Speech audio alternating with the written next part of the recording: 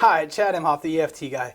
I want to talk about my first set of interventions this week, how we actually do the thing that we're talking about in this series, which is open up emotional space. I want to talk a little bit about what some of the most common interventions are that we talk about in EFT. So the first one is evocative questioning or evocative responding. We want to ask questions about what it's like in those moments. We want to ask so when you see that, use any trigger, that look, hear that sigh, when that happens, what exactly happens for you there? What is that like for you? So we're really asking, how does their gut respond to that? How does their body respond to that? So body is another one that we can use. How does it feel to be in your own body or to be in your skin when that happens, when you see that look or when you see that thing happen?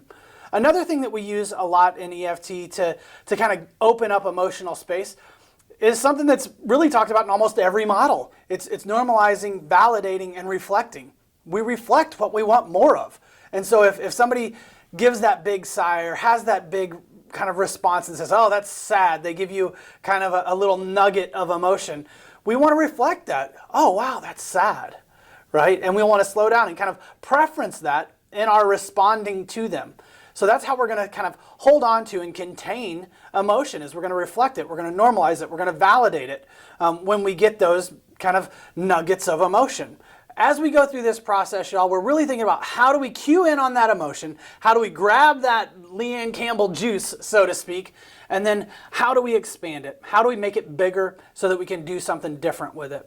So you guys, we get better together. I want to just encourage you and maybe even challenge you to use some of those interventions this week that we just discussed. And next week we'll discuss a few more that are a little bit different. Thanks for joining me.